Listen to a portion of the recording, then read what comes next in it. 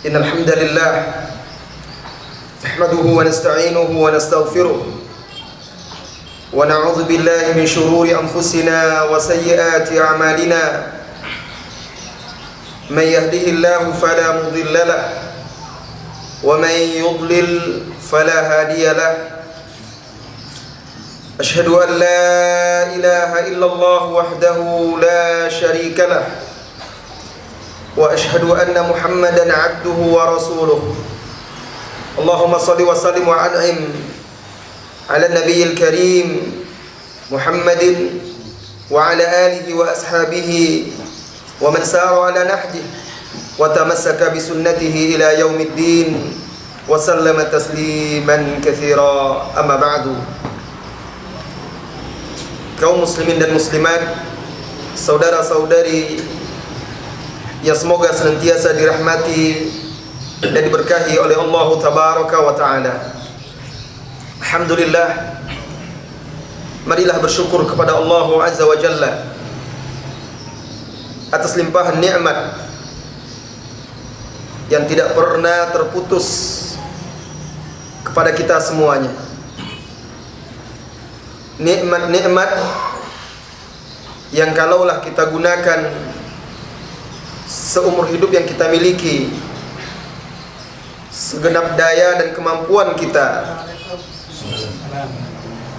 untuk memuja dan memuji Allah Azza wa Jalla, belumlah cukup rasanya kita bersyukur atas nikmat-nikmat Allah Subhanahu wa Ta'ala tersebut. Pada petang hari ini, saudara-saudari kaum muslimin dan muslimat yang semoga senantiasa dirahmati dan diberkahi oleh Allah Azza wa Jalla, tidak seperti biasanya di mana mungkin kita biasa dalam majelis ini mengkaji hadis Arba'in Nawawiyah bersama Ustaz Mizan. Tetapi pada kesempatan ini insyaallah ta'ala saya akan menggantikan beliau untuk berbagi faedah, saling nasihat menasihati,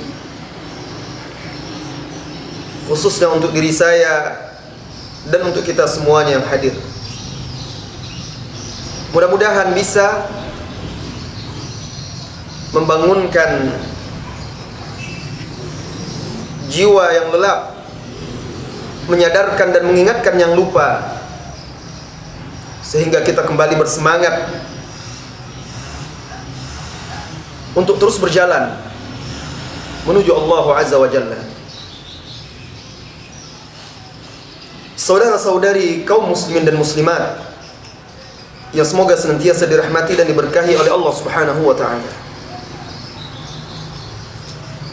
sesungguhnya di dalam ibadah-ibadah yang disyariatkan oleh Allah Azza wa Jalla kepada kita hambanya, terdapat maqasid, tujuan-tujuan yang sangat agung, yang disebut juga dengan maqasid asy-syariah. Tentunya tujuan utama disyariatkannya ibadah tersebut adalah untuk mentauhidkan Allah Azza wa Jalla. Dan itu pasti kita paham dan mengerti. Dan itu harus menjadi niat kita yang pertama dalam melaksanakan ibadah. Karena memang itulah tujuan hidup kita. Wa ma khalaqtul jinna wal insa illa liya'budun. Kita tidak diciptakan untuk menjadi seorang yang kaya, manusia yang memiliki kedudukan, kepintaran tentang dunia. Bukan itu yang diperintahkan. Itu hanyalah sarana kita, media, jembatan kita yang kita lalui. Kalaulah hanya itu tujuan hidup, maka jauh sebelum kita Fir'aun, dia sudah mendapatkan dunia di kepemimpinan. Qarun sudah mengumpulkan kekayaan. Hamman memiliki kecerdasan dan keahlian menguasai sains ketika itu. Tetapi ketika mereka tidak mewujudkan hakikat penciptaan dia di dunia, untuk apa dia diciptakan, maka itulah azab yang mereka dapat. Jadi maksud yang pertama yang harus kita pahami dan kita yakini, disyariatkannya ibadah adalah mentauhidkan Allah Azza wa Jalla. Setelah itu ada maksud lain, maqasid lain yang terkandung di dalam setiap ibadah yang disyariatkan oleh Allah Azza wa Jalla, yang jika kita pahami, kita renungi, akan memberikan dampak-dampak yang positif dalam muamalah kehidupan kita sehari-hari.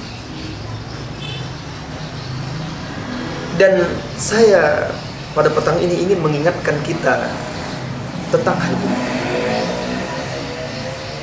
tentang ibadah-ibadah yang kita lakukan antara mazhar dan hakikat. Mazhar itu penampilan zahir dengan hakikat yang sesungguhnya. Karena kita semuanya beribadah, melaksanakan ibadah. Kita bersembah sujud, tegak ruku di hadapan Allah Azza wa Jalla. Kita berinfak, bersedekah, berzakat. Kita berpuasa, membaca Al-Quran, berzikir. Tapi kita juga merasakan kehampaan, kegersakan. Tetapi sebagian masih juga mengeluhkan si fulan taat, rajin beribadah, tetapi kelakuan dan akhlaknya tidak mencerminkan akhlak seorang muslim yang sesungguhnya.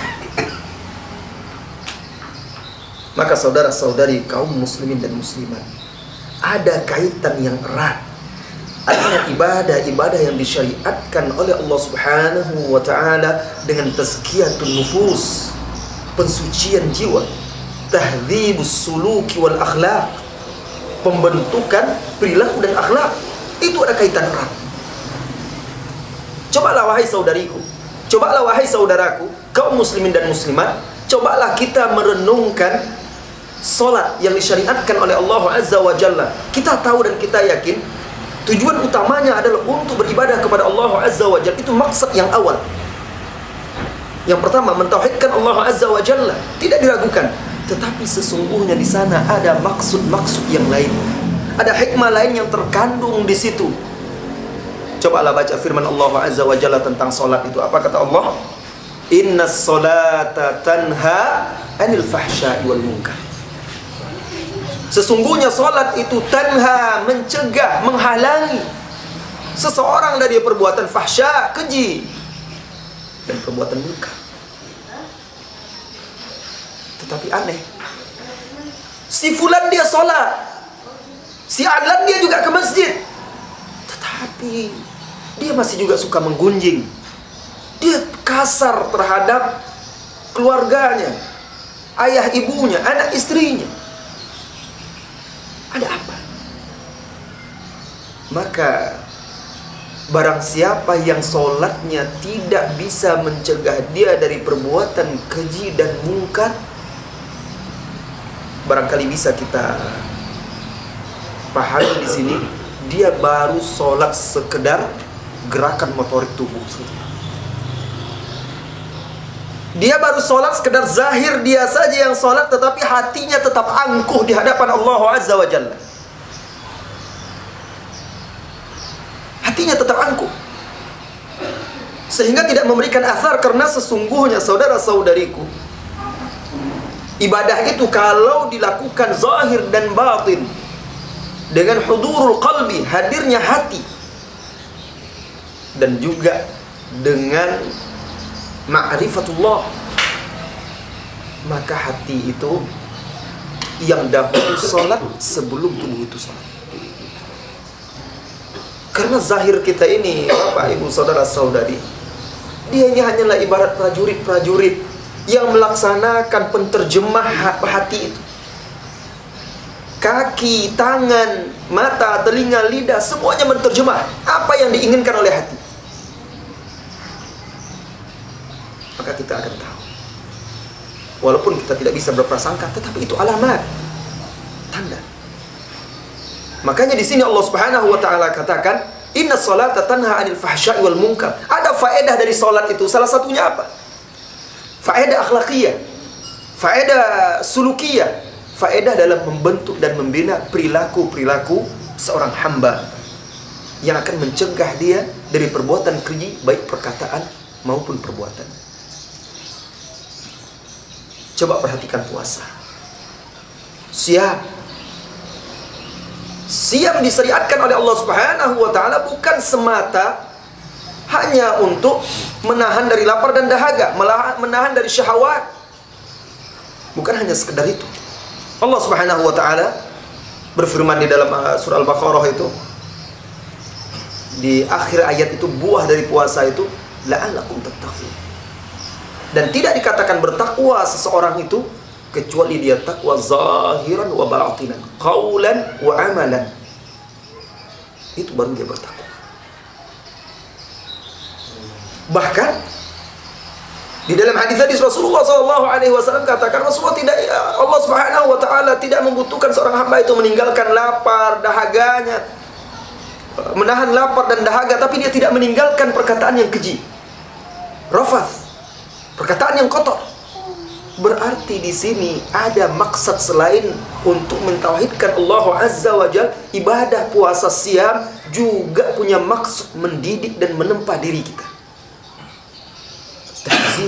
Tahzibul akhlaq, tahzibus suluk, tazkiyatun nufus. Membentuk perilaku akhlak, mensucikan jiwa seorang hamba. Perhatikan juga zakat. Allah Subhanahu wa taala berfirman di dalam surat Taubah, "Khudh min amwalihim shadaqatan tutahhiruhum wa tuzakkihim biha." Khudh min amwalihim, ambillah dari harta mereka itu, hai Muhammad, zakat. Untuk apa? Tutahhiruhum, agar zakat itu mensucikan mereka, wa tuzakkihim, dan juga membersihkan mereka dengannya. Jadi zakat bukan hanya sekedar kewajiban maliyah yang dibebankan kepada seorang hamba, tetapi juga zakat itu bertujuan untuk membersihkan hati dia itu dari perilaku-perilaku keangkuhan, kesombongan, agar dia memiliki rasa tawadhu, kasih sayang kepada sesama. Oleh karena itu, Syekh Abdurrahman bin Nasir As-Sa'di rahimahullahu taala berkata dalam tafsirnya tentang ayat ini, tutahhiruhum ay tutahhiruhum minadz-dzunubi wal akhlaq ar-radhilah. Mensucikan mereka dari dosa. Sedekah mensucikan dari dosa, zakat mensucikan dari dosa. Kemudian mensucikan dari akhlak-akhlak yang kotor, yang keji, yang rendah. Wa tuzakkihim ay tunammihim wa tazidu fi akhlaqihim al-hasanah. Tuzakkihim maksudnya mengembangkan, menambah akhlak-akhlak yang baik dari mereka. Saudara-saudari kaum muslimin dan muslimat yang dirahmati oleh Allah Subhanahu wa taala. Maka di sini perlu kita pahami bahwa ada sesuatu yang lemah pada diri kita. Ada sesuatu yang hilang pada diri kita. Betul kita sudah belajar sifat salat Nabi. Kita baca kitab Syekh Al-Albani rahimahullahu taala yang kitab salat Nabi itu, kita baca hadis sallu kama raaitumuni usalli. Kita berusaha salat kita sesuai dengan salat Rasulullah sallallahu alaihi wasallam. Kita baca hadis Rasulullah sallallahu alaihi wasallam, man tawaddu'a nahwa wudu'i hadza, barang siapa yang berwuduk seperti wudukku ini. Kita baca dan kita dengar hadis Rasulullah sallallahu alaihi wasallam, khudhu anni manasikakum, ambillah manasik kalian itu dariku. Kita baca semuanya dan kita berusaha.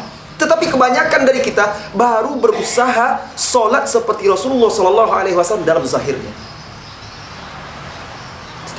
Siapa di antara kita yang betul-betul berusaha mempelajari azkarus shalah itu? Dia pelajari, lalu dia pahami, dia hayati, sehingga ketika dia sholat itu, mulai dari takbir sampai salam itu, dia paham apa yang dia baca. Lalu dia menghayati dan merasakan keagungan, kebesaran Allah dan kefakiran, kelemahan dia, sehingga ketika dia sholat itu betul-betul menghinakan diri di hadapan Allah Azza wa Jalla.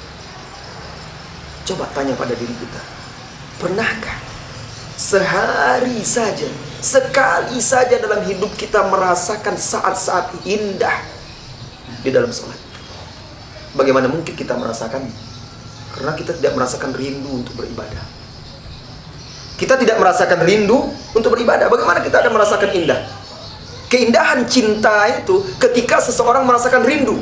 Baru dia bisa pujangga-pujangga itu mengungkapkan keindahan cinta dengan syair-syair dia itu ketika dia merasakan rindu kepada yang dicintai. Lalu berjumpa.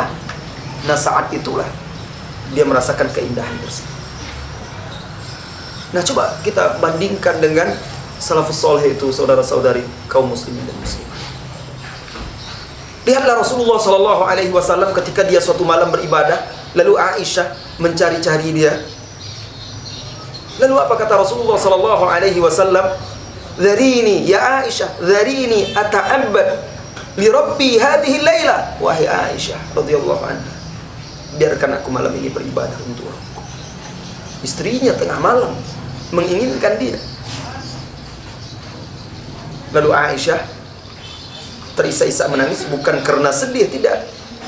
Dia terharu karena ternyata dia berada di satu lembah, Rasulullah SAW di lembah lain.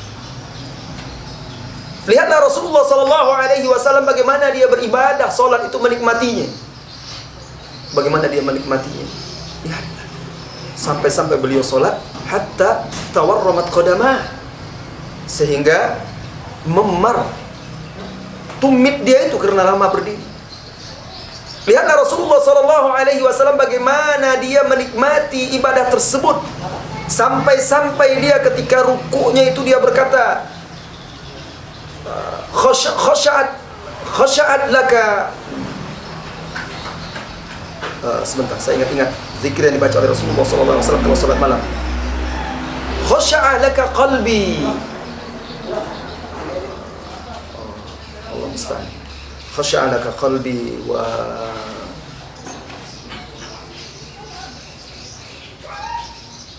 khasha'a laka qalbi wa 'azami wa mukhi. Khasha'a laka qalbi wa 'azabi wa mukhi. Khusyuk kepadamu ya Allah, hatiku, tulang belulangku dan otakku, wa 'adadi, dan seluruh otot-otot persendianku, yang menunjukkan bahwa Rasulullah SAW betul-betul menyatakan dan merasakan penghambaan diri dia, bahwa diri dia itu betul-betul untuk Allah Azza wa Jalla. Nah, ini yang kurang. Kenapa? Perlu kita mempelajari sholat itu bukan sekedar gerakan zahir. Nah, ketika betul-betul kita mempelajari ibadah tersebut, baru nampak buah dan akhlak. Coba lihat. Kita rasakan sebagian dari kita, dia rajin beribadah, dia rajin mengaji, rajin hadir ke majelis ini. Kalau bertemu dengan teman-temannya kumpul, dia bisa beramah-tamah, dia bisa tersenyum. Kalau bertemu dengan kawannya, ahlan, marhaban, kaifal, subhanallah, senyum, ramah-tamah. Tetapi coba dia pulang, bagaimana sikap dia di rumah dengan istrinya? Bagaimana akhlaknya dengan anak-anaknya? Sebagian rumah seperti kamp militer, kasar, keras. Bagaimana sikap dia terhadap orang tuanya? Kalaulah ada temannya meminta air, dia berkhidmat kepada sahabat-sahabat dan temannya, berkhidmat luar biasa. Tetapi terhadap orang tuanya, pernahkah dia berkhidmat seperti itu? Ini menandakan apa? Ada ketimpangan suluk, akhlak pada kita para penuntut ilmu. Islam, manhaj salaf, bukan sekedar manhaj salaf, bukan hanya berkutat dalam masalah akidah. Manhaj salaf bukan saja masalah sunnah dan bid'ah. Manhaj salaf itu adalah Islam secara keseluruhan. Bahkan akidah yang tidak diikat dengan akhlak yang baik, akidah yang benar, bila tidak diikat dengan akhlak yang baik, barangkali juga bisa menjatuhkan seseorang ke dalam neraka. Bagaimana itu? Seperti hadis yang diriwayatkan oleh Imam Ahmad, dan hadis ini disahihkan oleh Syekh Al-Albani rahimahullahu taala. Lamma qila lahu, tatkala dikatakan kepada Rasulullah sallallahu alaihi wasallam, anna fulana taqumu wa tasum, bahwa si fulanah itu Ada seorang perempuan, dia rajin sholat malam, dia rajin berpuasa, rajin beribadah, seperti sebagian dari kita. Walakinnaha tu'zi jiranaha bilisaniha, tetapi dia menyakiti tetangganya dengan lisannya. Ibadah dia rajin, dan itu di zaman Rasulullah sallallahu alaihi wasallam. Berarti ibadah dia seperti yang diajarkan. Karena pada itu umat kaum muslimin meniru dan mencontoh, mempelajari langsung dari Rasulullah SAW, tidak diragukan lagi. Tetapi tatkala dikatakan kepada Rasulullah SAW, lakinnaha tu'zi jiranaha, apa jawab Rasulullah SAW? Hiya finnar, dia di dalam neraka. Berarti ibadah kalau tidak bisa membentuk akhlak kita, itu akan merusak, bahkan merusak dalam kehidupan kita, bahkan merusak dia di dunia dan di akhirat. Oleh karena itu Rasulullah SAW bahkan Rasulullah SAW menegaskan seseorang itu dengan akhlak yang baik itu bisa mengalahkan orang yang rajin sholat malam dan puasa sunat. Dengan akhlak yang baik. Maka kalau kita lihat saudara-saudari kaum muslimin dan muslimat, kita dapatkan a'immatus salaf, orang-orang yang paling lurus akidahnya, paling istiqomah, dan paling baik pula, paling mulia akhlaknya. Lihatlah Rasulullah SAW bagaimana akhlaknya, mulai dari terhadap anak yang kecil sampai yang tua. Kita lihat bagaimana Rasulullah SAW ketika datang seorang yang tua, orang tua ini punya hajat yang dia hanya ingin sampaikan antara dia dengan Rasulullah SAW. Apa jadinya? Dia ingin Rasulullah, dibawanya Rasulullah SAW menjauh dari orang-orang, dan Rasulullah turuti. Rasulullah dengarkan apa keinginan orang tua itu. Rasulullah subhanahu Rasulullah SAW menghormatinya, padahal hanya seorang wanita tua. Rasulullah tidak merasa remeh, tidak merasa rendah. Rasulullah SAW lihat bagaimana dia begitu akrab dengan sahabatnya, sebagaimana dikeluarkan oleh Imam Al-Bukhari di dalam kitab Al-Adabul Mufrad. Ketika Rasulullah SAW tiba-tiba dari belakang memeluk salah seorang sahabatnya, dipeluknya lalu ditutupnya mata sahabat itu. Sahabat ini tidak tahu bahwa itu Rasulullah SAW. Lalu dia berusaha melepaskan dirinya. Kemudian Rasulullah SAW bercanda dan berteriak ketika itu, siapa man yashtari al-abd, siapa yang mau membeli budak? Rasulullah bercanda, semua kita adalah abdun, semua kita adalah ibadullah. Ketika dia mendengar suara Rasulullah SAW di belakang, dia tahu itu adalah Rasulullah SAW. Alangkah bahagianya dia dirangkul dari belakang oleh Rasulullah SAW, sehingga dia tidak lagi berusaha untuk melepaskan dirinya, bahkan semakin dirapatkan tubuhnya kepada Rasulullah SAW. Dan dia berkata, menimpali perkataan Rasulullah SAW tadi, idzan tajiduni kasidan ya Rasulullah. Kalau begitu, kalau engkau jual aku wahai Rasulullah, engkau akan rugi, engkau dapatkan hargaku murah. Rasulullah SAW berkata dengan lembut, walakinnaka indallahi ghalin, tetapi engkau di sisi Allah Subhanahu wa taala sangatlah mahal. Lihat akhlak yang mulia dari Rasulullah SAW. Bagaimana dia bergaul dengan sahabat-sahabatnya, sehingga sahabat-sahabatnya itu begitu erat hubungannya. Tidak ada batas pemimpin dengan bawahan dan segala macam. Mereka menyayangi, mereka mencintai, mereka menghormati Rasulullah SAW karena akhlak Rasulullah SAW. Ini perlu kita tiru. Dalam lain kesempatan, ketika itu di sebuah majelis, duduk Rasulullah SAW dengan sahabat-sahabat tua. Ada Abu Bakar di sisinya, sebelah kiri. Ada sahabat-sahabat yang lainnya. Di sebelah kanan ada seorang sahabat muda, Abdullah bin Umar. Lalu dihidangkanlah minuman. Lihat mulianya akhlak Rasulullah SAW. Dan begitu seharusnya. Kalau kita ingin meneladani akhlak Rasulullah, akidah Rasulullah SAW, ibadah Rasulullah SAW, akhlaknya harus kita tiru juga. Dihidangkan minuman, lalu dimulai dari Rasulullah SAW. Sunnahnya biasanya Rasulullah SAW akan menggilir minuman itu dari kanan. Tetapi di sini orang tua semuanya. Orang tua juga harus dihormati. Di sini anak muda, tetapi dia yang paling berhak. Rasulullah Sallallahu Alaihi Wasallam minta izin dahulu kepada anak muda ini untuk memberikan kepada sahabat yang lebih tua. Rasulullah tanya, apakah engkau izinkan aku berikan minuman ini kepada orang yang di sebelah sini? Abdullah bin Umar tidak rela karena dia ingin langsung meminum sisa minuman dari Rasulullah Sallallahu Alaihi Wasallam. Dia ingin yang pertama, dia katakan tidak. Rasulullah serahkan kepada dia. Lihat akhlak Rasulullah Sallallahu Alaihi Wasallam. Dia ingin menghormati yang tua itu, tetapi dia tidak mau menghilangkan hak yang muda. Ketika anak muda ini tidak mengizinkan, dia berikan. Dan beliau tidak menganggap anak muda ini tidak sopan dan segala macam, tidak. Subhanallah. Kalaulah kaum muslimin, khususnya atba'ud da'wah as-salafiyah, pengikut-pengikut dakwah salafiyah, menerapkan akidah, ibadah dan akhlak Rasulullah Sallallahu Alaihi Wasallam, mengaitkan antara akidah dan ibadah mereka dengan akhlak, mengikatnya dengan akhlak yang mulia, subhanallah, akan cepat tersebar agama ini, dakwah ini, dan semakin kuat mengakar di tengah masyarakat. Kadang-kadang sebagian kita, perhatikanlah, kalau bertemu, dia bisa bertegur sapa, dia bisa beramah tamah. Kalau dilihat orang itu penampilannya hampir sama dengan dia, berjenggot, atau mungkin celananya di atas mata kaki, pakaiannya. Tapi kalau seandainya orang itu baru ketemu dan agak berbeda, walaupun duduk di situ, mungkin dia tidak begitu ramah. Dan itu sering kita temukan. Bahkan ada sebagian disalaminya hanya orang-orang yang seperti dia saja. Ini muslim, kenapa dia tinggalkan? Ini muslim, saudaranya. Kenapa? Kenapa dia perlakukan seperti itu? Mana hak sesama muslim?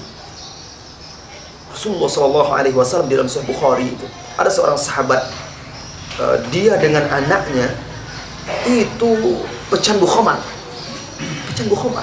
Jadi kehidupan sahabat itu kehidupan yang memang betul-betul kehidupan manusia yang bisa kita contoh. Mereka cerminan bagi kita, bahwa bukan berarti kehidupan masyarakat di zaman sahabat itu kehidupan malaikat. Juga ada di antara mereka yang tergelincir. Namanya Abdullah. Saking banyaknya dia melakukan kesalahan-kesalahan sampai digelari Abdullah al-Himar. Nah, sering dia sudah 2 kali dicambuk oleh Rasulullah Sallallahu Alaihi Wasallam karena mabuk. Terakhir tertangkap lagi dia dengan anaknya karena meminum khamar. Ketika dia dicambuk, maka ada salah seorang sahabat, dalam beberapa riwayat disebutkan itu adalah Umar, melontarkan kata-kata yang keras menghujat orang ini. Apa kata Rasulullah Sallallahu Alaihi Wasallam?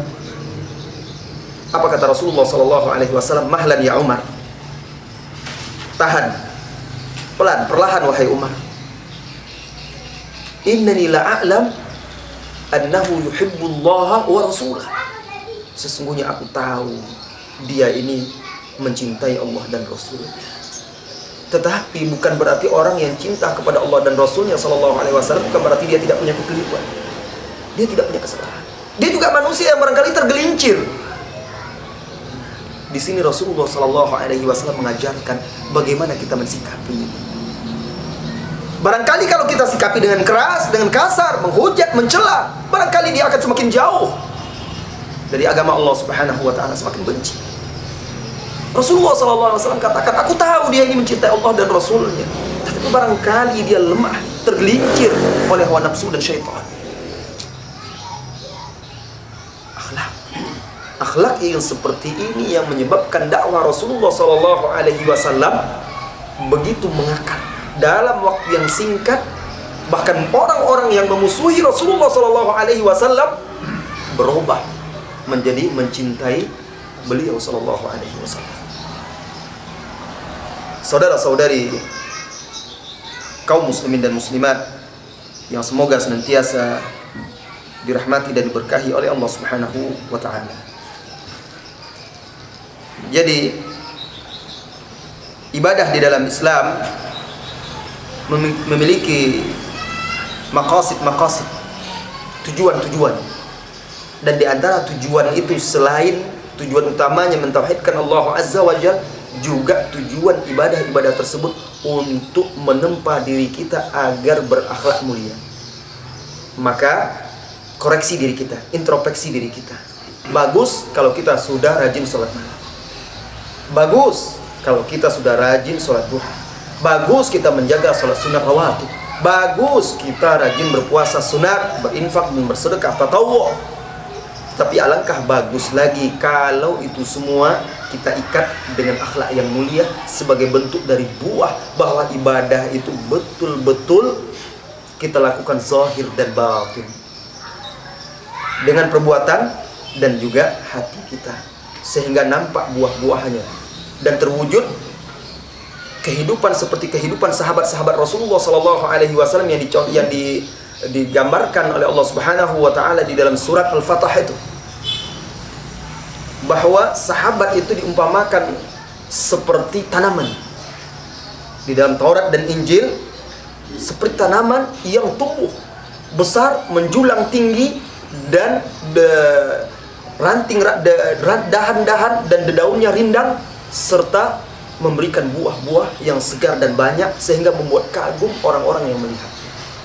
Ini perumpamaan permisalan sahabat radhiyallahu anhum ajmain di dalam Taurat dan Injil. Dan sahabat adalah salafus saleh. Kita yang ingin meneladani beliau harus berusaha mewujudkan itu.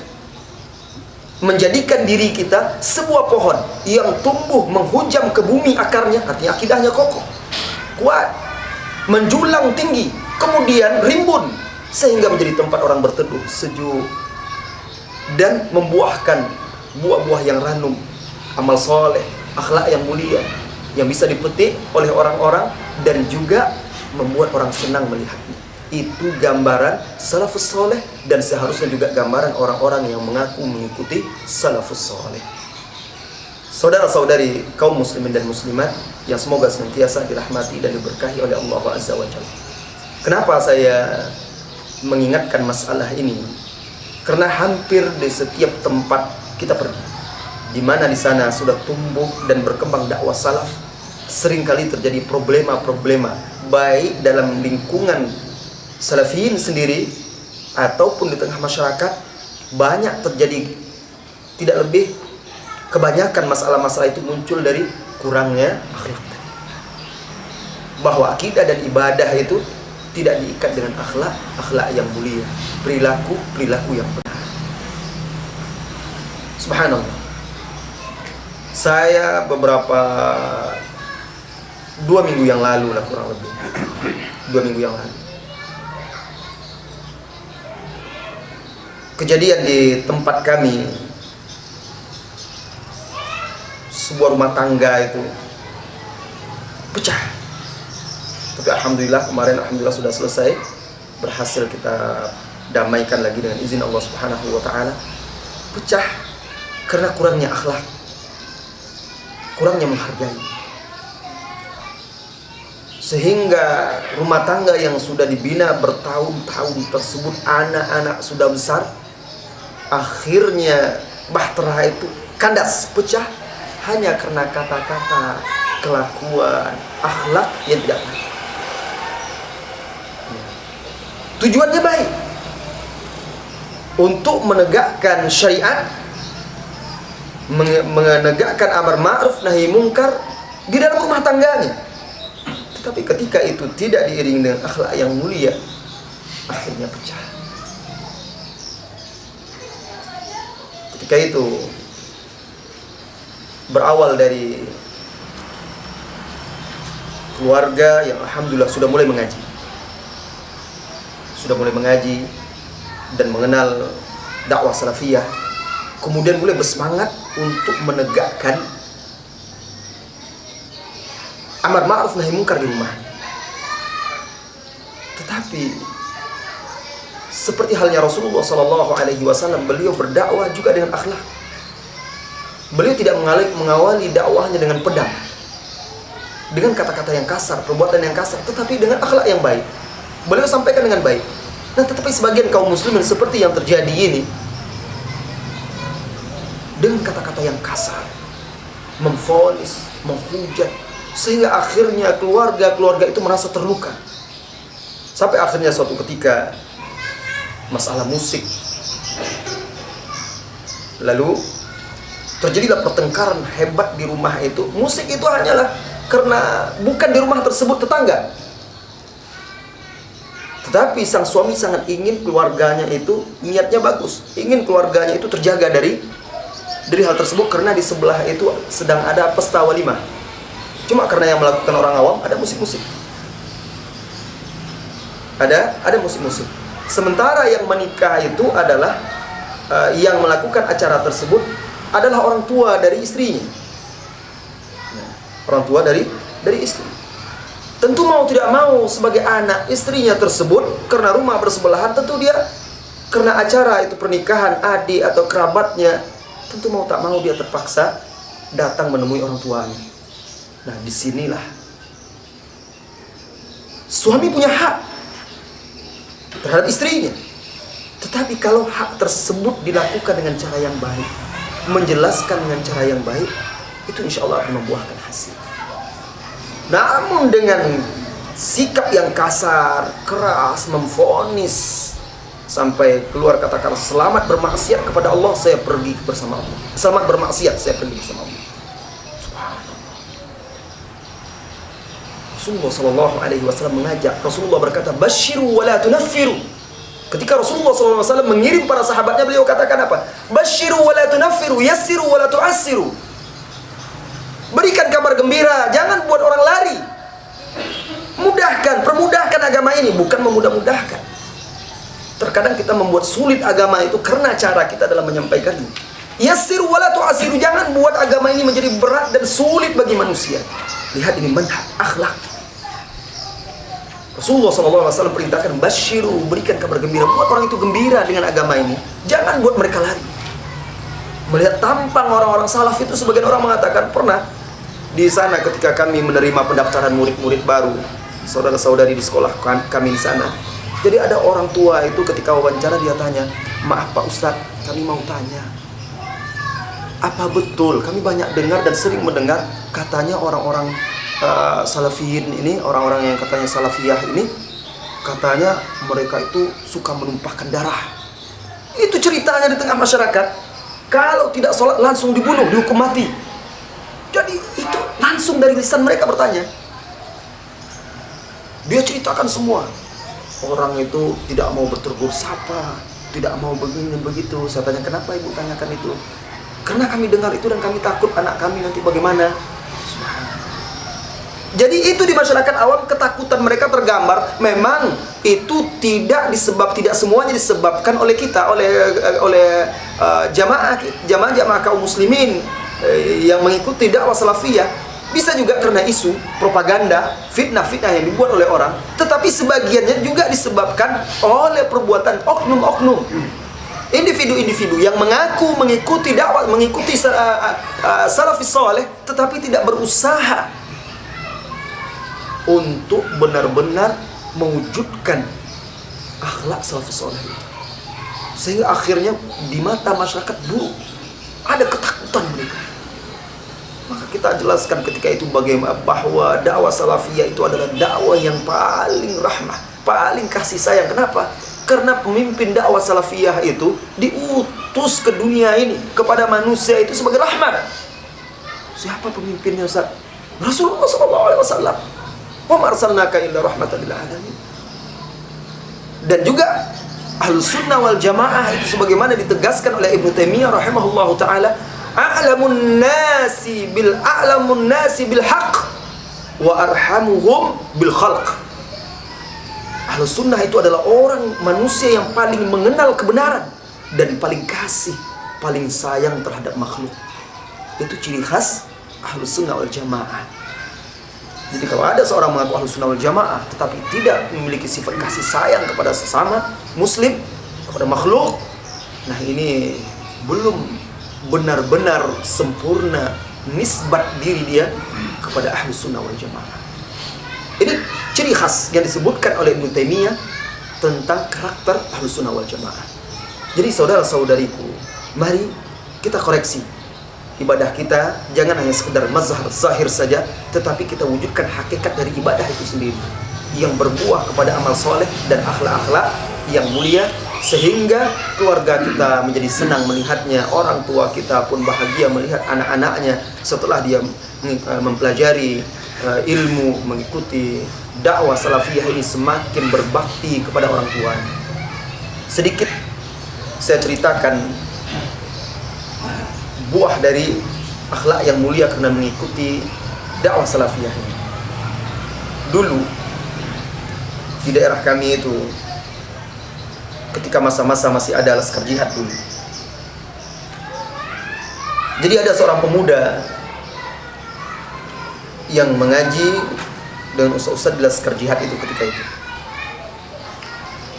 Nah, orang tuanya, dia ingin masuk pesantren itu, tapi orang tuanya melarang.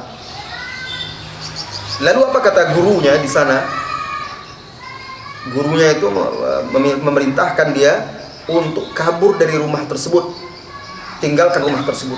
Kenapa? Karena tidak wajib taat kepada orang tua kalau dia bermaksiat. Sekarang dia menghalangi Anda untuk menuntut ilmu, melarang Anda menuntut ilmu, berarti ini maksiat. Menuntut ilmu agama itu adalah wajib, tidak perlu Anda patuh, tinggalkan saja, kabur. Sehingga dia kabur, sedih orang tuanya itu. Bertahun-tahun dia tidak mau pulang, karena dia tahu kalau pulang dia tidak akan kembali lagi, bisa kembali lagi, ditahan oleh orang tuanya. Belajar. Tetapi di sisi lain dia merasakan kegersangan. Dia merasakan kegersangan. Waktu itu kami ingat, setiap kali berpapasan di jalan, kalau bertemu dengan saya ketika itu, sama sekali dia tidak menoleh. Berpapasan, sholat satu masjid, berdiri berdampingan, sama sekali seolah dia tidak mengenal. Sampai akhirnya suatu ketika laskar jihad mulai hilang, kemudian dia bingung mau apa lagi. Akhirnya dia mulai hadir di kajian-kajian majelis kita. Lalu mulai rajin ikut pengajian, sampai akhirnya dia betul-betul rutin mengikuti kajian-kajian di majelis-majelis kita. Lalu dia akhirnya ingin masuk sebuah pesantren lagi, salah satu pesantren yang kita bina.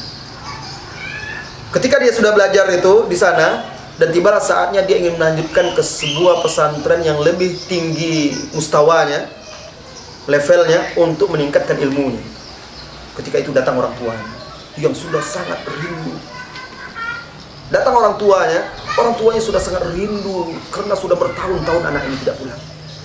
Dibawa pulang oleh orang tuanya dari pesantren itu, dia tidak mau sama sekali. Sampai akhirnya kami mendengar berita tersebut. Lalu kami meminta beberapa sahabat ikhwan untuk membawa anak itu menemui kami, anak muda tersebut. Datang, kami tanya, kenapa Anda tidak mau? Orang tua Anda itu rindu, ibu, ayah Anda, kenapa dia mau membawa pulang sebentar barangkali? Tidak, Ustaz. Saya kalau pulang, saya tidak akan bisa menuntut ilmu lagi. Saya akan ditahan, disuruh bekerja ini, itu, dan lain sebagainya. Saya tanya, apa kerja orang tua Anda? Ya, membawa angkot, sopir angkot. Dengan siapa mereka tinggal? Dia mereka saja, ayah dan ibu saja. Sekarang waktu itu saya katakan kepada dia, akhi, pulanglah dulu. Pulanglah, penuhi keinginan ayah ibu Anda. Lalu buktikan apakah Anda betul-betul sudah belajar selama ini atau tidak. Amalkan ilmu yang Anda telah pelajari itu. Anda tahu, setelah Anda mentauhidkan Allah, apa perintah Allah di dalam Al-Quran? Berbakti kepada orang tua. Anda sudah bertahun-tahun tidak pulang. Orang tua itu sudah sedih. Pulanglah dulu. Apa yang Anda lakukan karena tidak pulang? Anda ingin menuntut ilmu? Bagaimana wajibnya menuntut ilmu ini? Seorang pemuda saja di zaman Rasulullah SAW ingin berjihad bersama Rasulullah SAW, sebagaimana di dalam Sahih Bukhari. Tetapi tatkala orang tuanya itu menangis sedih, Rasulullah SAW perintahkan, irji, pulang. Wa adhikhuma kama abkaitahuma, buat keduanya kembali tertawa sebagaimana engkau telah membuat dia menangis. Dalam beberapa lafaz disebutkan irji fa fihima tujahid, fa fihima fajahid. Pulanglah dan berjihadlah dengan berbakti kepada keduanya. Nah, Anda betul-betul ingin belajar? Ini dia yang diajarkan oleh Rasulullah SAW. Pulang. Tapi Ustaz, saya nanti susah. Pulang dulu, buat orang tua itu senang, buat dia bahagia, bantu apa saja selama perkara itu hanyalah perkara yang mubah, apalagi wajib. Anda bisa melakukannya, lakukan. Selama bukan dosa, lakukan. Buat orang tua itu senang. Yakinlah nanti orang tua itu kalau melihat akhlak Anda, bakti Anda kepada dia, dia akan melepas. Karena semakin senang dia, ternyata ada buah dari ilmu yang ditimbang. Pulang dia. Tidak sampai 1 bulan, saudara-saudari, Tidak sampai 1 bulan dia sudah kembali lagi dengan muka yang berseri-seri. Lalu dia bercerita, Ustaz, sekarang orang tua saya sudah izinkan. Dia ridho dan rela mengizinkan saya untuk menuntut ilmu. Kenapa? Alhamdulillah dia senang. Selama di sana saya bantu dia bawa angkot, ini, itu, dan segala macam. Apa saya bantu, dia senang sekali. Sekarang dia sudah rela, ridho, dan izinkan saya menuntut ilmu. Subhanallah. Sekarang, orang yang saya ceritakan itu sudah menjadi da'i pula. Dan sudah berdakwah di salah satu tempat, di salah satu pulau di daerah Sumatera itu. Alhamdulillah. Akhlak. Barangkali kalau dia tidak membuat orang tuanya bahagia dan senang, orang tuanya tidak ridho, barangkali tidak berhasil pula dia menuntut ilmu. Nah, lihatlah bagaimana akhlak itu penting. Ilmu saja, ibadah yang kita perbanyak tetapi tidak ada buah dalam suluk akhlak, maka itu tidak akan menjadikan tanaman tadi seperti tanaman para sahabat tadi yang menjulang tinggi, rimbun, ranum buah-buahnya, bisa tempat berteduh orang-orang dan membuat orang senang melihat. Baiklah, saudara-saudari kaum muslimin dan muslimat, kita tidak bisa panjang lebar, waktu yang tersisa kita gunakan untuk bertanya jawab. Masih bisa ya, tanya jawab sedikit ya. Masih bisa bertanya jawab. Intinya, mari selain kita meningkatkan ibadah kita sesuai dengan yang dilakukan oleh Rasulullah SAW, maka ikat ibadah kita dan akidah kita itu dengan akhlak yang sesuai pula dengan akhlak Rasulullah SAW. Silahkan bagi muslimat ditulis pertanyaan dan diajukan ke depan, dan bagi ikhwan-ikhwan, bapak-bapak di sini bisa bertanya langsung. Allahu a'lam bishawab.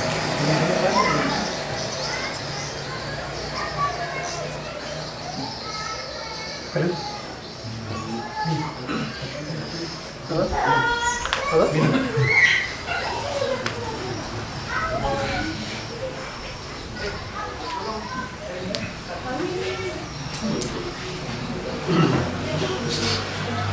Ustaz, saya mau tanya, kenapa biasanya kita ini yang awal belajar Ustaz cenderung keras Ustaz? Itu apakah salah cara menuntut ilmu atau bagaimana Ustaz? Iya. Pertanyaan yang bagus, Ustaz. Kenapa kita di awal-awal belajar ini cenderung keras? Apakah salah kita dalam manhaj menuntut ilmu atau bagaimana? Sebenarnya saudara-saudariku, jamaah kaum muslimin dan muslimat, apa yang menyebabkan kita seperti itu? Sebenarnya kita harus melihat bagaimana metode Rasulullah SAW membina para sahabat dahulu. Coba lihat awal-awal Rasulullah berdakwah, apa yang beliau tanamkan dan apa yang beliau ajarkan. Lihatlah di Mekah itu, yang beliau ajarkan kepada para sahabat kaum muslimin ketika itu, pertama tauhid, itu jelas, itu wajib, itu tidak bisa ditawar-menawar. Bahkan walaupun bagus akhlak orang itu, tapi dia tidak bertauhid juga tidak berguna, karena itu pondasi. Tetapi setelah tauhid itu, apa lagi yang ditekankan oleh Rasulullah SAW di situ? Rasulullah SAW mengikat hati dan jiwa para sahabat ketika itu dengan apa? Dengan akhirat. Dengan akhirat. Makanya ayat-ayat Makkiyah itu, kalau kita lihat ayat-ayat Makkiyah itu sifatnya diantaranya selain masalah tauhid juga banyak menyebutkan tentang surga dan neraka. Nah, kita ini yang jarang. Kita belajar akidah alhamdulillah, tetapi pengenalan terhadap yaumil qiyamah, terhadap akhirah, terhadap kehidupan nanti, itu kurang. Sehingga perasaan takut kita itu, tawadhu kita itu kurang. Nah, jadi kalau kita lihat sifat dakwah Rasulullah SAW ketika di Mekah itu, kita akan lihat seperti itu. Jadi pertama, Rasulullah menanamkan akidah, kemudian mengikat kaum muslimin ketika itu dengan akhirat, ya, dengan akhirat. Kemudian yang ketiga, Rasulullah SAW juga membina para sahabatnya itu dengan sholat malam. Maka waktu itu belum disyariatkan sholat 5 waktu, tetapi mereka sudah sholat tahajud. Seperti dalam surah Muzammil itu sudah turun syariatnya. Nah, ini penting. Kebanyakan kita para penuntut ilmu, sebagaimana yang saudara kita tanyakan tadi, kita belajar menuntut ilmu, tetapi lihatlah, kita belajar akidah, kita belajar sunnah, bid'ah, tetapi walaupun kita belajar akidah, kita tidak mengenal betul bagaimana akhirat itu. kurang kajian-kajian tentang masalah apa sesudah mati, bagaimana yaumul qiyamah, bagaimana surga dan neraka, sehingga kurang rasa takut kita. Karena ketika kita memahami hakikat surga dan neraka itu ada inkisar, sikap merendahkan diri, tawadhu di hadapan Allah Azza wa Jalla. Nah, ini penting. Kemudian sholat malam juga.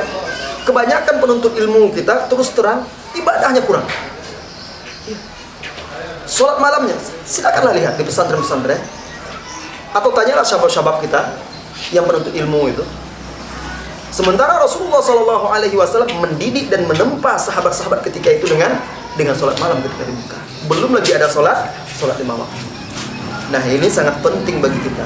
Jadi setiap kita bisa introspeksi diri kita, di mana sih letak kekurangannya. Kenapa kok kita kesannya kasar, kesannya keras?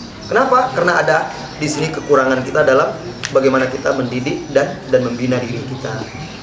Allahu a'lam bishawab. Agak keras ya. Ya, ini mic-nya karena saya begini-begini kan, jadi ada pertanyaan ini di kertas. Sahkah sholat kita apabila kita tidak mengetahui arti dari bacaan sholat tersebut? Kalau sahnya sah, hanya saja masalah kesempurnaannya lagi. Ya, masalah kesempurnaan sholat kita dan juga masalah manfaat dan buahnya. Karena jika kita ingin, karena ruh dari sholat itu, wahai saudariku, wahai saudaraku adalah khusyuk. Adalah khusyuk, itu ruh sholat itu. Apa buktinya bahwa ruh sholat itu adalah khusyuk? Sampai-sampai Rasulullah SAW melarang kita sholat dalam kondisi menahan hajat. Kalau sudah tidak tahan, tidak boleh sholat, makruh. Kenapa? Karena kita sudah disibukkan oleh itu, sehingga hati kita tidak hadir lagi dalam sholat. Kenapa Rasulullah SAW melarang kita sholat ketika makanan sudah terhidang? Bahkan kalau makanan sudah terhidang, datang waktu sholat, dahulukan makan. Kenapa? Supaya sholat kita itu khusyuk. Jangan terbayang pula nanti sedang sholat, terbayang pula mandi itu. Iya, perut lapar, makanan sudah terbayang-bayang, hilang kekhusyukan. Nah, ruh sholat itu adalah khusyuk. Salah satunya, ini baru salah satunya. Salah satu jalan untuk khusyuk itu paham apa yang kita baca. Paham apa yang kita baca. Kalau kita tidak baca, bagaimana hati kita akan memahaminya? Kita tidak paham maknanya. Bagaimana akan terasa keagungan dan kebesaran Allah Azza wa Jalla? Al-Fatihah yang kita baca saja mungkin kita bisa menerjemahkannya. Tetapi yang saya maksud di sini bukan sekedar menerjemah, ma'ani, makna-makna yang terkandung di situ.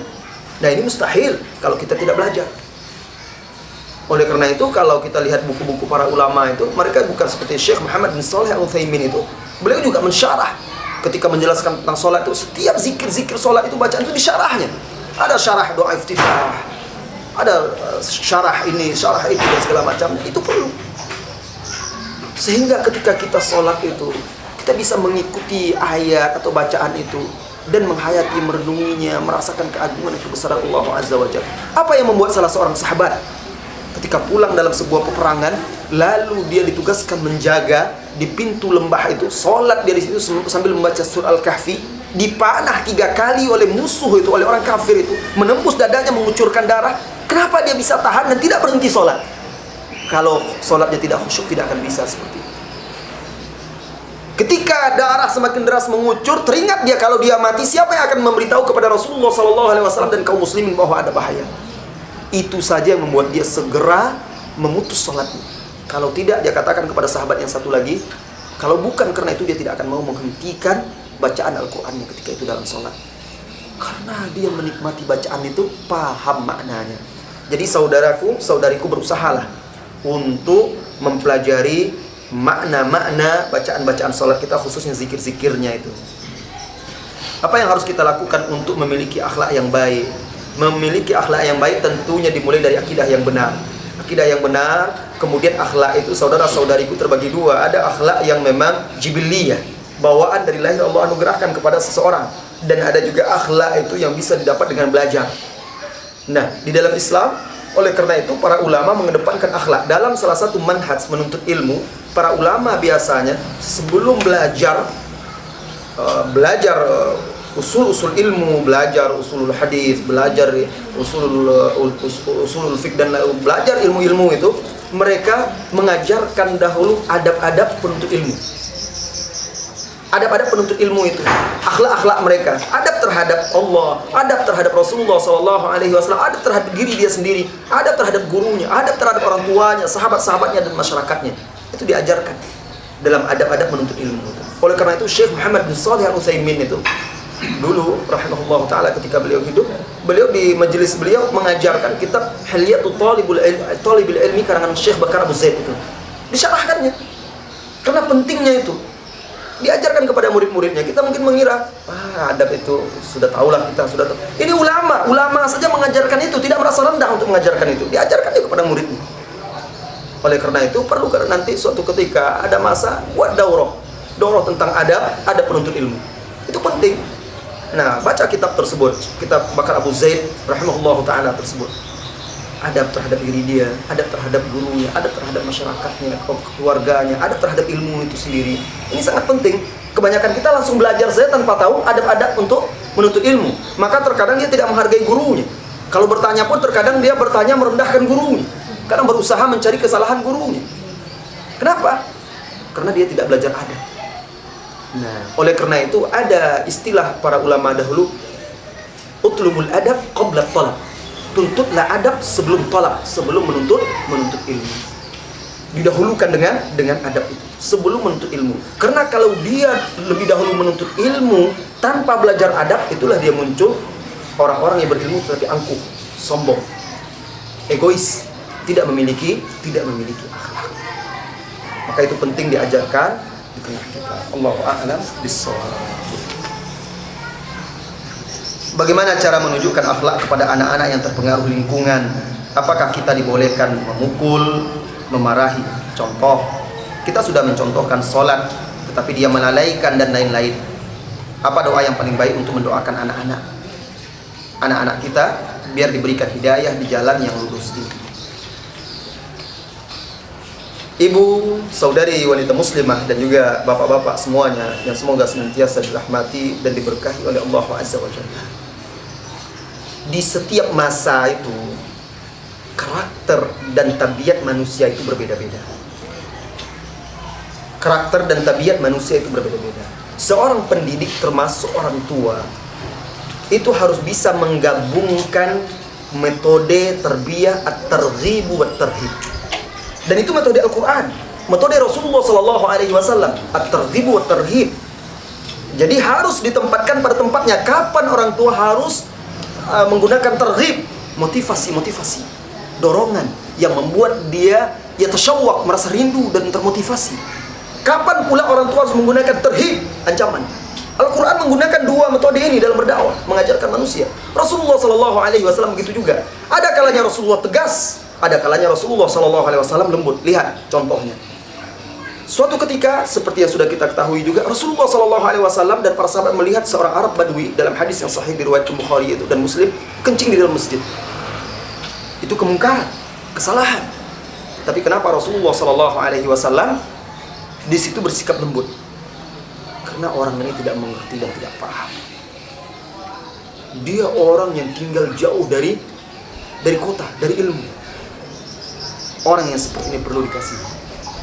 Di lain waktu Rasulullah SAW melihat salah seorang sahabat memakai cincin emas. Rasulullah SAW bertindak tegas, langsung diambil oleh Rasulullah cincin itu, dicopot dan dicampakkan, dibuang. Kan keras itu. Di hadapan orang, diambil oleh Rasulullah SAW, dibuang cincin emas itu. Sampai orang-orang berkata, ambil saja itu dan bisa dimanfaatkan cincin itu, walaupun tidak dipakai. Apa kata orang Isa? Tidak akan ambil lagi sesuatu yang sudah dicampakkan oleh Rasulullah SAW. Kenapa Rasulullah bersikap tegas di situ? Karena kondisinya orang ini yang tinggal bersama beliau di tengah kaum muslimin yang seharusnya sudah paham. Ditegur oleh Rasulullah SAW dengan tegas. Nah, Rasulullah gabungkan itu. Nah, terhadap anak, apalagi kita harus bisa bersikap lembut. Khususnya anak-anak di zaman sekarang berbeda dengan anak-anak di zaman dahulu. Mungkin di zaman-zaman Abu Hakam dulu terhadap orang tua Karena harus informasi dahulu berbeda dengan sekarang, mungkin TV tidak seperti sekarang. Mungkin sedikit saja orang tua, kita anak-anak sekarang sudah takut. Anak-anak dulu kan sudah patuh, dia langsung patuh.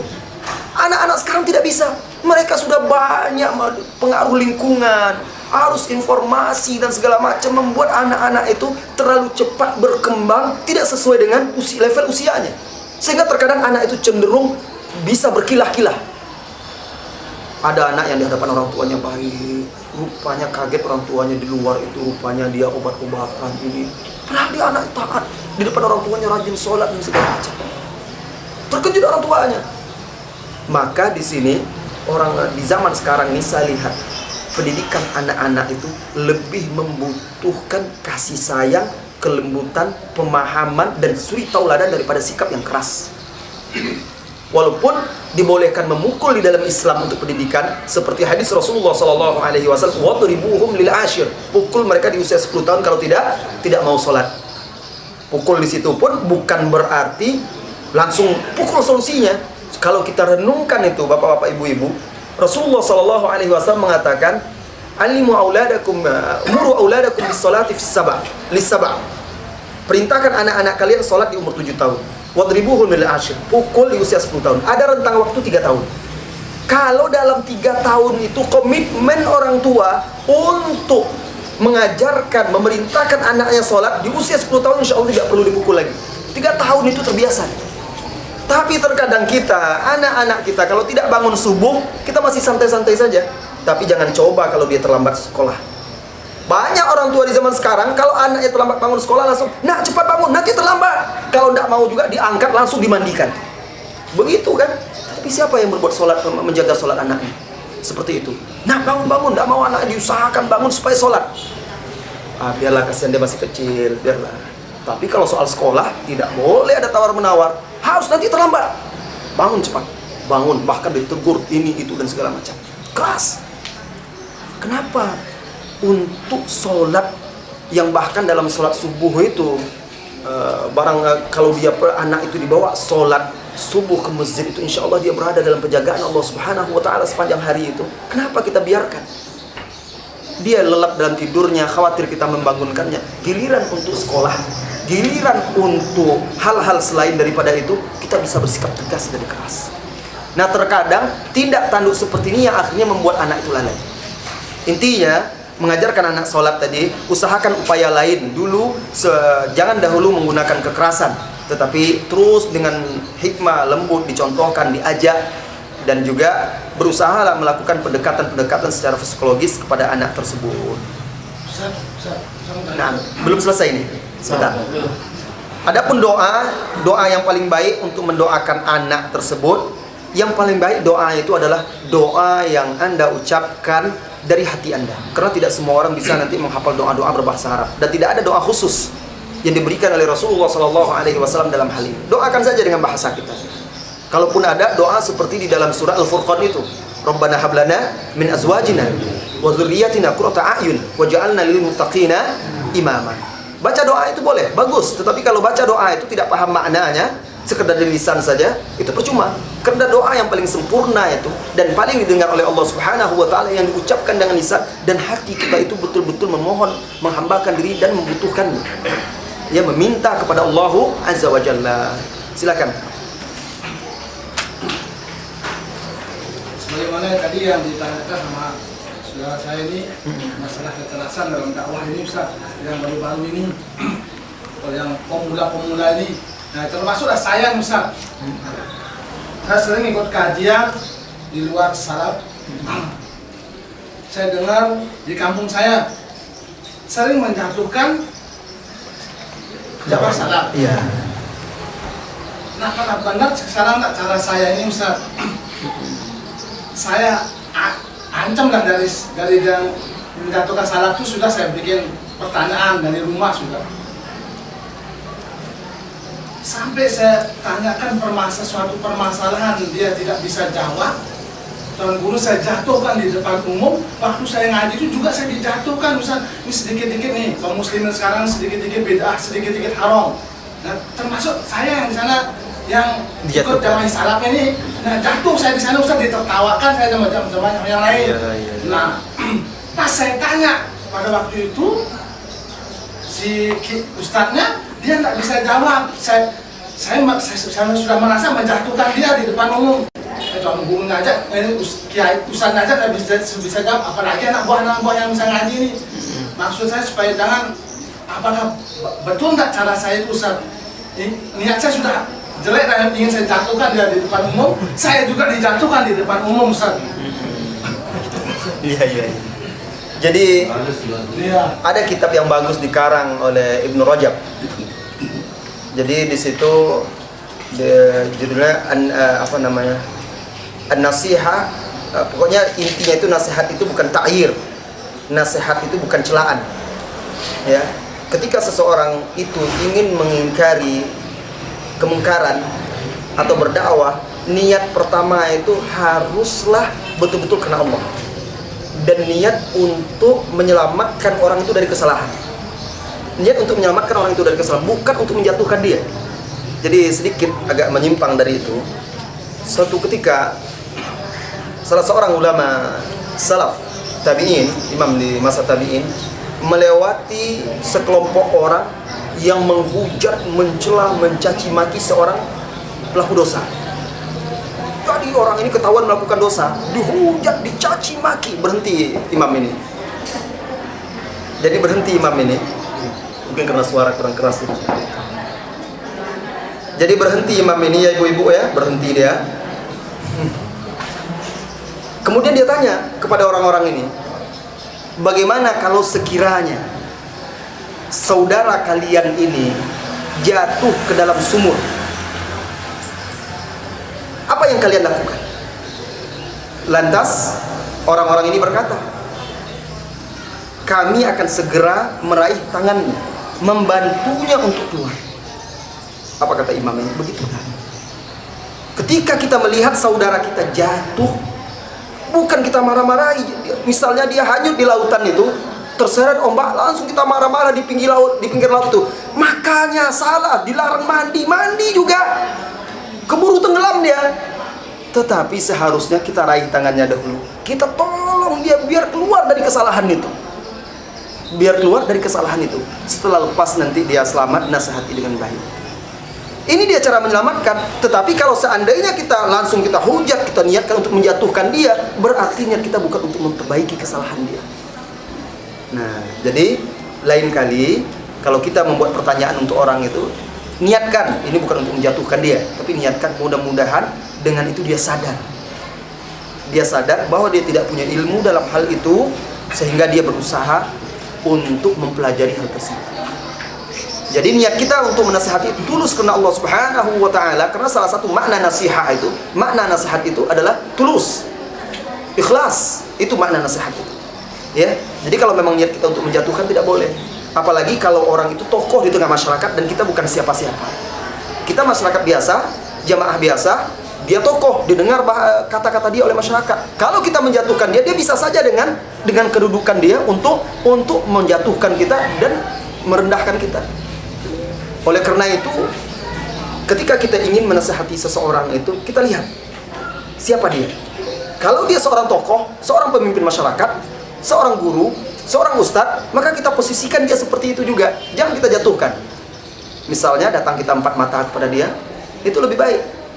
Datang 4 mata kepada dia, lantas kalau kita tidak bisa menjelaskan, berikan buku.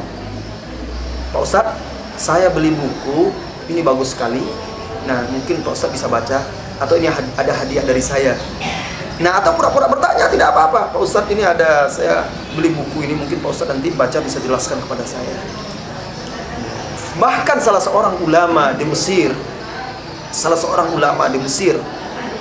dulunya di India, dulunya dia sangat membenci dakwah Al-Imam Muhammad bin Abdul Wahab. Dakwah Wahabiyah kata mereka itu sangat dia benci. Sedikit saja terdengar nama itu, wah ini Wahab. Sampai ada salah seorang Arab yang ke sana, dibawanya kitab tauhid itu, dia koyakkan sampulnya yang di situ tertulis namanya, dia hadiahkan kepada ulama tersebut. Dia katakan, saya ada dapat buku seperti ini, mungkin Syekh bisa baca dan mengetahui isinya. Dia baca, setelah dia baca dia tanyakan apa pendapat Syekh. Bagus, ini buku luar biasa, Al-Quran, hadis, tauhid, ini yang hak. Lalu baru dia katakan, siapa pengarangnya? Dia sebut pengarangnya Syekh Muhammad bin Abdul Wahab. Kaget dia, tapi dia tidak bisa apa-apa lagi. Mau dihujat, mau disalahkan, dia sudah mengakui kebenarannya. Lihat, luar biasa. Hikmah dalam berdakwah.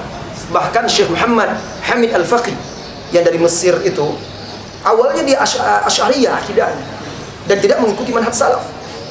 Awal mula dia mengikuti manhaj salaf itu karena seorang petani. Ketika dia pulang dari Al-Azhar ke kampungnya, di tengah jalan dia beristirahat di sebuah kebun ladang. Ternyata di pondok itu apa namanya? Burugah di sini namanya ya. Burugah di sini. Di situ petani itu meletakkan kitab-kitab karangan Ibnu Taimiyah, karangan Ibnu Qayyim, siapa saja yang singgah bisa baca.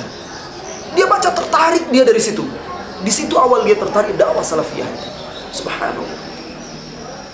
Nah, jadi luruskan niat kita bahwa tujuan kita betul-betul ingin menyelamatkan saudara-saudara kita itu dari kesalahan, dari ketergelinciran, dari bid'ah, dari penyimpangan-penyimpangan yang barangkali dia lakukan. Allahu a'lam. Waktu habisnya. Mohon maaf karena waktu kita terbatas, sudah menjelang maghrib.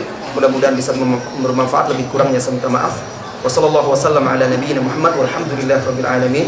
Subhanakallahumma wa bihamdika asyhadu an la ilaha illa anta astaghfiruka wa atubu ilaik. Assalamualaikum warahmatullahi wabarakatuh.